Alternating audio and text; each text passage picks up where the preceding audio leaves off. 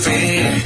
Me conecto a nueva vida y me lleno de alegría porque sé que todo va a estar bien. En mi casa, en el auto, de camino a donde sea, entre todo lo que hay que hacer. Ya por nada me preocupo y me siento bien seguro porque cada día lo comienzo aquí en ruta.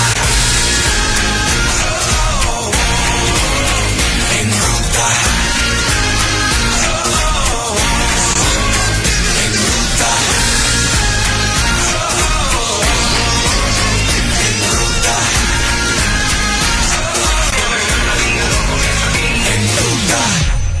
9 de la mañana, muy buenos días, Puerto Rico, en ruta, Nueva Vida 97.7, Juan Carlos Moraima y Fernán, estamos acompañándote y ahora se nos une a esta hora, como todos los miércoles, una muy esperada, una sección muy esperada, y nuestra querida amiga, la pastora Marlene Arroyo. Buenos días, pastora, ¿cómo estás? Buenos días, Fernán, Moraima, Juan Carlos, buenos días toda la audiencia preciosa que está en sintonía con nosotros en el reto de los teólogos. Eso es así, estamos listos para el reto de los teólogos una vez más.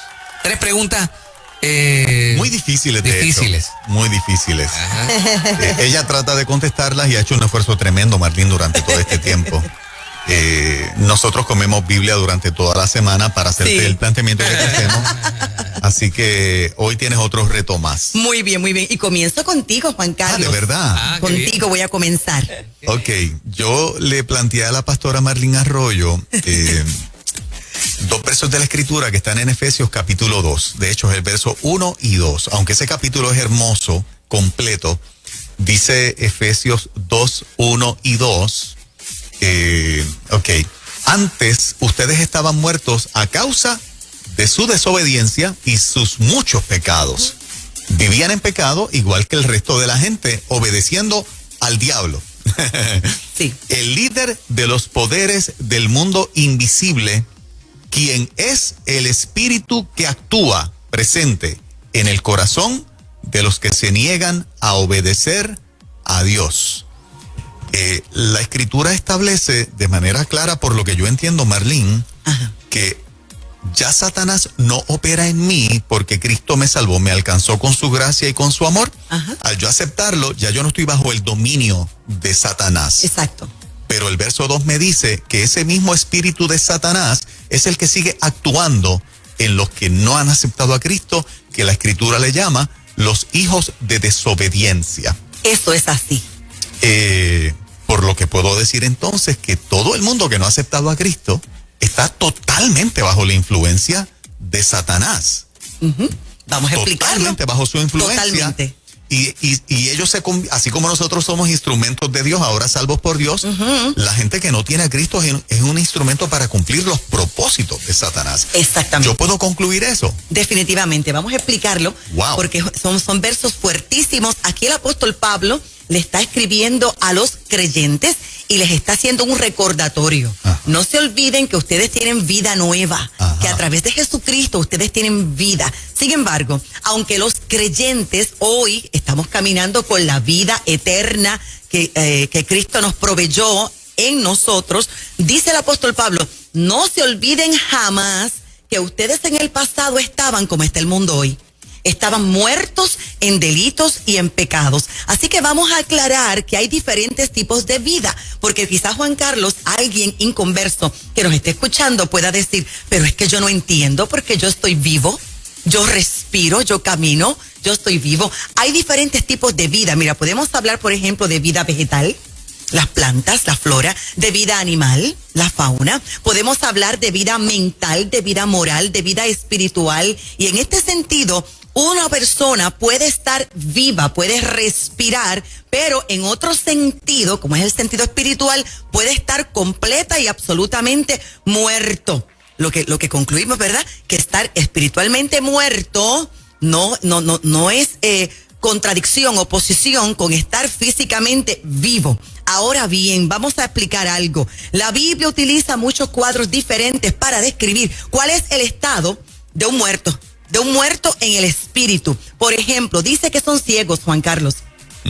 La gente del mundo, o la gente impía, ¿verdad?, que está influenciada, dominada por Satanás, dice la segunda carta a los Corintios, capítulo 4, versículos 3 y 4, que no pueden ver el mundo espiritual, no pueden discernir. Si no pueden discernir, no pueden entender, por lo tanto, están ciegos, dice.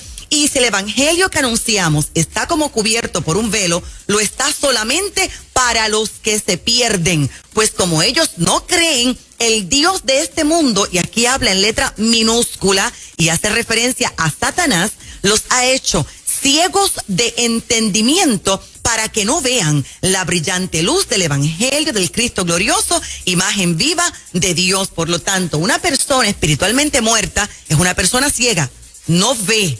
Número 2, la Biblia dice que son esclavos de la maldad, esclavos del pecado. Quiere decir que le sirven a la maldad. Ellos piensan en pecado, ellos sienten pecado, ellos planifican pecado constantemente. Romanos 6:17 dice, pero gracias a Dios que ustedes que antes eran esclavos del pecado ya han obedecido de corazón a la forma de enseñanza que han recibido. Otra característica de este tipo de personas es que son amantes de las tinieblas. ¿Es que le gusta, Juan Carlos?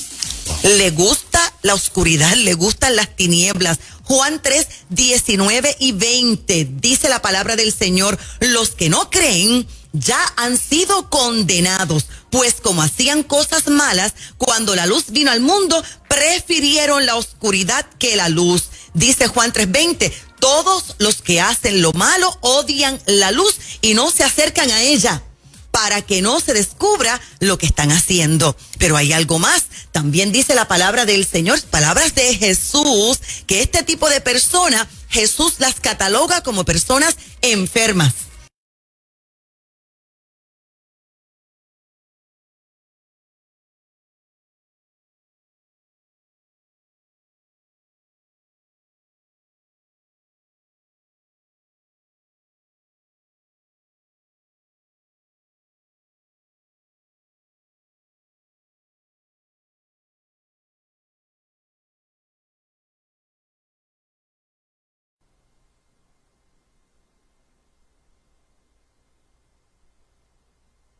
Descubrir que también la Biblia les llama perdidos. Efesios 2:12, 2:19, la Biblia le llama a este tipo de personas que están influenciadas constantemente y dominadas por Satanás, desconocidos, forasteros, extranjeros, pero se pone más interesante, dos más. Efesios capítulo 2, versículo 3 le llama hijos de ira. Vamos a leerlo, dice, de esa manera vivíamos también nosotros, pero en otro tiempo, siguiendo nuestros malos deseos y cumpliendo los caprichos de nuestra naturaleza pecadora y de nuestros pensamientos. A causa de eso, merecíamos con toda razón el terrible castigo de Dios, igual que los demás, y Colosenses 1:13 lo dice claramente, Juan Carlos, están bajo el poder de las tinieblas. Dice, Dios nos libró del poder de las tinieblas y nos llevó al reino de su amado Hijo. Por lo tanto, estos son, y hay muchas características más, atributos, por llamarlo de esa manera, de una persona, hombre o mujer, que todavía no ha renacido, que no ha alcanzado la regeneración y está muerto. Ahora bien, dice Oseas 11:4, para dar una palabra de esperanza, ¿verdad? Dice, con cuerdas humanas los atraje, ¿no? Porque es que la condición de alguien espiritualmente muerto, y lo vemos todo el tiempo. Usted lea las noticias, usted escuche la radio, vea televisión, cómo hablan, cómo reaccionan, cómo se sienten cómodos en su sepulcro, cómodos en su ataúd. Pero la buena noticia del Señor es la siguiente, Oseas 11:4, con cuerdas humanas los atraje. Y los que somos iglesia, estamos vivos y somos luz, tenemos que hablar. Tenemos que, dice la palabra del Señor, tenemos que expresarnos. ¿Por qué? Porque el Espíritu y la palabra obran en nosotros y a través de nosotros para convencerlos a ellos que al final del camino es el Espíritu Santo de Dios quien hace el trabajo. Ahora, ya avanzando en esta hora, ¿verdad? En delitos y en pecados. Usted sabe lo que significa en delito, que son personas influenciadas por el diablo que cruzan la raya, cruzan la línea. Ellos se equivocan, dice la palabra del Señor. Ellos fallan, son rebeldes. Y dice la palabra del Señor que delante de Dios lo que hay es rebelión y fracaso. Por eso dice Efesios 2:2-3, en los cuales nosotros estuvimos, pero en otro tiempo, siguiendo la corriente de este mundo. Por lo tanto, nosotros tenemos un llamado de parte del Dios Todopoderoso a continuar predicando la palabra del Señor y por favor, no vivamos sorprendidos por las persecuciones, por las palabras y por las conductas de gente que obviamente está bajo el señorío de Satanás. Me parece poderoso y termino con estos 2 puntitos, Marlene. Primero, es importante el planteamiento para cuando nosotros en una parte, ¿verdad?, de elegir gente que haga un buen trabajo a nivel político, pues sepamos las limitaciones que tiene alguien a nivel espiritual, que no va a entender nuestro lenguaje, que no va a entender nuestra realidad porque espiritualmente está muerto, número 1. Número 2, lo que se debe agolpar sobre nosotros para que, si esa también fue nuestra condición, cuánto más los tenemos que evangelizar y pedirle a Dios que así como nosotros fuimos alcanzados con gracia y misericordia, nosotros los podamos alcanzar. El propósito de esta pregunta no es para juzgar o emitir juicio, el propósito de esta pregunta es para decir, Juan Carlos, tú tienes una responsabilidad, tú estabas exactamente ahí. Yo te alcancé y te salvé, pero es para que lleves ese mensaje de misericordia que te alcanzó a ti. O sea, tenemos una responsabilidad para evangelizar. Y aquel que está bajo el dominio del enemigo, que lo deje de estar. Y lo único que lo saca de ahí es que conozca a Cristo. Y la iglesia no puede sorprenderse, porque la iglesia tiene la palabra del Señor y sabe perfectamente qué puede esperar de un hijo de Dios y qué puede esperar de una criatura de Dios. Esto es importantísimo. Se dice mucho, todos somos hijos de Dios. Eso no es cierto. No, hijo de Dios es un renacido, un regenerado. Los demás son llamados criaturas de Dios, o también la Biblia les llama con fuerza hijos de la oscuridad o de las tinieblas, hijos de ira, que aunque suene fuerte, así está escrito en la palabra del Señor, que merecen justamente, no injustamente, justamente la ira de Dios y que para nada son víctimas, sino que son blancos de la justicia del Dios Todopoderoso. Wow.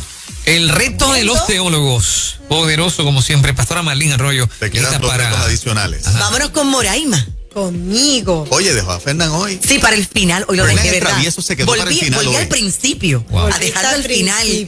La pregunta está tensa. Marlene, la calumnia, el señalamiento, la persecución se puso de moda. Siempre ha existido, pero en esta época mucho más. Como que mucho más. Se puso de moda. Dice Mateo 5, 11, 12, bienaventurados son cuando por mi causa os vituperen y los persigan y digan toda clase de mal contra nosotros mintiendo. Gozaos y alegraos, porque vuestro galardón es grande en los cielos, porque así persiguieron a los profetas que fueron antes de vosotros. Yo creo que estos textos son muy poderosos y llevan un mensaje contundente a aquellos que todavía no saben las consecuencias de herir, perseguir, calumniar y señalar. Yo siempre digo, si no vas a ayudar a alguien, por lo menos no le hagas daño. Yo nunca había visto, Moraima, una persecución tan fuerte, hablando, ¿verdad? Porque la guerra que estamos teniendo es una guerra intelectual. Es una guerra espiritual. Posiblemente en los tiempos antiguos las persecuciones, ¿verdad?, eran lanzando a los creyentes a los leones, crucificándolos, como murieron los primeros 12, por ejemplo, como mártires. Y todavía sabemos que esto está escrito en la Biblia y va a ocurrir, y sigue ocurriendo en otros países. Pero aquí en Puerto Rico y en los Estados Unidos tenemos una guerra sin cuartel. Dios santo, yo nunca había vivido algo como esto. Y yo lo confieso, ¿para qué negarlo? Me dio un frío en el estómago, y es porque están en issue unos temas importantísimos como lo son perspectiva de género, no se entiende lo que es la equidad de género, temas importantísimos como el aborto, tantas cosas, ¿no? Pero, ¿qué dice la palabra? Tú lo acabas de leer, Moraima. Bienaventurados, otra versión dice felices, más que bendecidos, son aquellos que por conocer, por seguir y por servirle al verdadero Cristo sufren persecución. Y el texto menciona profetas que en el pasado hablaron en el nombre de Dios en el Antiguo Testamento, y simplemente por hablar en el nombre del Dios Todopoderoso y expresar cuál es el pensamiento de Dios, cuál es el corazón de Dios, cuáles son los principios, las normas, los valores del Señor, fueron perseguidos. Entonces, trajo un ejemplo para resaltarlo en esta respuesta, y es el ejemplo del profeta Micaías. Poco se habla sobre Micaías, pero la Biblia dice que este hombre le sirvió al Señor en la época de mayor rebelión, mayor pecado, mayor iniquidad en Israel. Y él era detestado por el rey, pero también detestado por los líderes religiosos. Y nos encontramos con el profeta Micaías, que en ningún momento claudica, en ningún momento flaquea, sino que se le ve con una firmeza, rechazando toda propuesta de agradar al rey, rechazando toda propuesta de agradarle. En este tiempo podríamos decir a ciertos medios de comunicación. Y él dijo así: vive Jehová, que lo que Jehová me hablare, eso es lo que yo diré. Y por hablar en el nombre del Señor, Micaías estuvo preso y fue tratado como decimos, con el pan de la angustia, con el agua de la aflicción. Y él, como muchos otros, recibieron galardón de parte del cielo. Fueron felices, más que bendecidos, bienaventurados. En el Nuevo Testamento también nos vamos a encontrar con muchos casos de persecución a causa de Cristo. Por ejemplo, un poquito después del descenso del Espíritu Santo, que bautizó a 120 mientras celebraban la fiesta de Pentecostés, Dios mío, ellos comenzaron a testificar sobre Jesucristo. Decían: Jesucristo resucitó, y fueron perseguidos. ¿Por qué? Porque los querían silenciar. Yo quiero repetir esas palabras una vez más. Aquellos primeros 120 fueron perseguidos porque los querían silenciar. Entonces ellos decían: juzgad si es justo delante de Dios. Esto aparece en Hechos 4, 19, 20 y Hechos 5, 29 hasta el 42. Léalo de asignación. Si es justo delante de Dios obedecer a vosotros antes que a Dios, porque no podemos dejar de decir lo que hemos visto y oído. Por lo tanto, lo que ellos están diciendo es, Moraima, es necesario que nosotros obedezcamos a Dios antes que obedecer a los hombres. Y esto le costó azotes, y más adelante le costó la muerte por causa del testimonio del Señor. Pero aquí un detalle para finalizar mi respuesta muy importante, Moraima.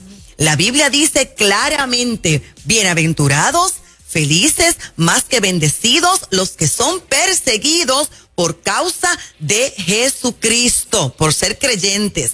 No pueden ser más que bendecidos, no pueden ser bienaventurados aquellos que sufren persecución porque se identifican con Cristo, pero que en su vida cotidiana no demuestran el fruto del Espíritu, porque la Biblia dice: ¿por qué me llamas Señor, Señor, si tú no vas a hacer lo que yo te digo? Por otro lado, tampoco los podemos entrar en la categoría de bienaventurados, felices, bendecidos, aquellos que sufren persecución por la causa de creer en Cristo, pero que es un Cristo diferente.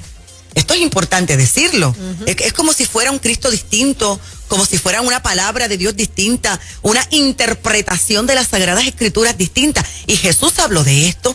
Jesús dijo que vendrían falsos cristos, y también la palabra del Señor dice que Satanás se viste de ángel de luz. ¿Por qué mencionó esto? Porque hay personas que tienen una habilidad para expresarse, para hablar con un vocabulario de altura y hacerle creer a la gente que sus causas son justas y agradables delante del Señor, y se aleja totalmente de lo que dice la Sagrada Escritura. Y finalmente, tampoco pueden ser bendecidos, felices, bienaventurados aquellos que, llamándose cristianos, sufren persecución, pero luego, para evitar la persecución, y le voy a llamar en esta hora por temor, miedo, por cobardía, viran atrás y deciden no expresarse.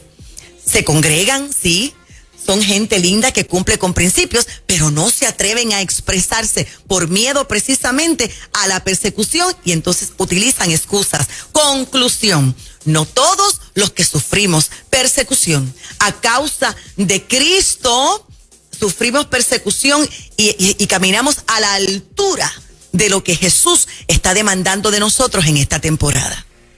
Yes, tremenda. Tremenda respuesta. Santo Jesús. Satisfecha. Aprovechándolo cada momento para la exhortación a la iglesia de Jesucristo, y que la iglesia no viva con miedo, la iglesia no adopte una posición de cobardía, sino como aquellos primeros, estar dispuestos a sufrir persecución si es necesario, pero obedecer las instrucciones del Padre Eterno. Ya no es leer por leer, lo que mucho lo leíamos, ahora lo estamos viviendo. Lo estamos viviendo, Moraima, lo estamos viviendo. El reto de los teólogos con Marlene Arroyo a esta hora de la mañana en ruta. Me toca a mí. Fernán Reyes.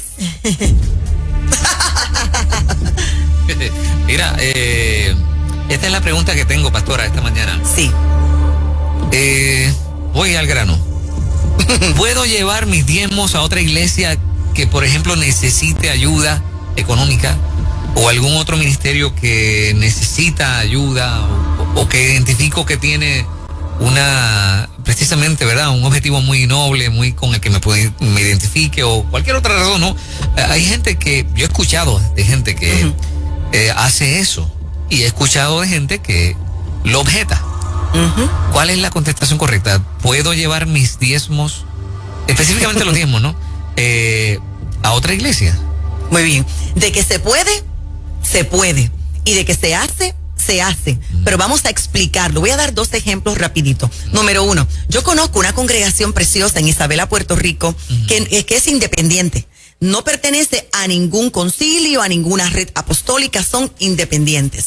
Entonces, una vez yo le pregunté, y entonces, ¿a quién le diezma la congregación? Estoy hablando de los diezmos de los diezmos. ¿A quién le rinde cuentas esa congregación? Y los pastores me dijeron, nosotros utilizamos los diezmos para hacer la obra social. Y me hicieron un listado de todo el bien maravilloso que ellos hacen con los diezmos de los diezmos, y eso está correctísimo. No hay un verso bíblico en la palabra del Señor que nos diga a nosotros que estos hermosos pastores no pueden hacer eso, porque ellos están entregando en los diezmos al Dios Todopoderoso, lo están invirtiendo en el mismo reino, están haciendo el bien, dándole de comer al hambriento, de beber al sediento, ayudando pobres, niños maltratados. Está perfectísimo. Ahora bien, cuando se trata de una ovejita preciosa que se congrega en un lugar particular, vamos a ver qué dice la palabra del Señor, porque el diezmo, para aquellos que no están familiarizados con el tema, es una práctica del antiguo pacto. Comenzó en el Antiguo Testamento, ¿verdad? Desde antes de la ley, durante la ley, después de la ley también. Y los israelitas, esto era lo que hacían.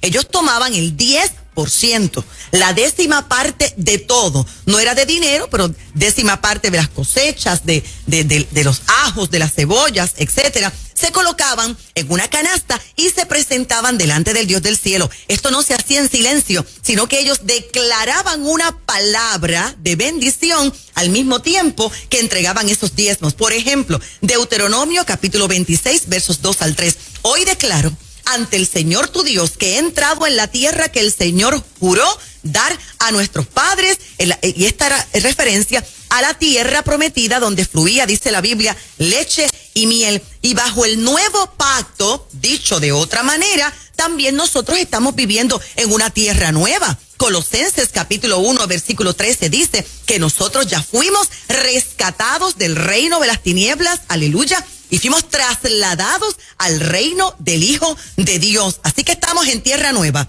como creyentes en el reino de Dios, y hemos entrado a nuestra herencia en Cristo con todos los derechos y con todos los privilegios. Ahora bien, ¿quién es el sumo sacerdote en el nuevo pacto?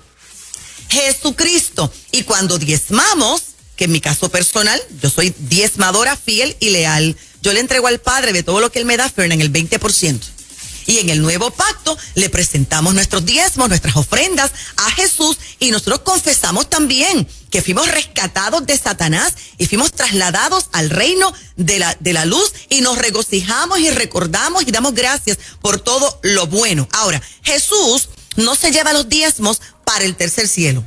No, los diezmos se quedan aquí. Jesús no tiene una bóveda allá en el cielo para llevarse los diezmos, se quedan aquí. Ahora, el Señor obviamente siempre nos va a bendecir y va a cumplir sus promesas a todos los que somos sembradores, diezmadores, ofrendantes, etcétera. Ahora bien, por sentido común, por costumbre, las ovejitas deben diezmar en el lugar donde comen, en el lugar donde son alimentados, donde son pastoreados, y tienen el derecho de ofrendar, de sembrar en cualquier otro ministerio, Por favor, la Biblia dice que el que le da a un pobre jamás será empobrecido. Pero la práctica normal es que yo diezmo en el lugar donde yo estoy. Israel diezmaba en Israel y se lo entregaba al sacerdote de ese momento histórico. Pero jamás nos olvidemos de ayudar a todos aquellos que necesitan.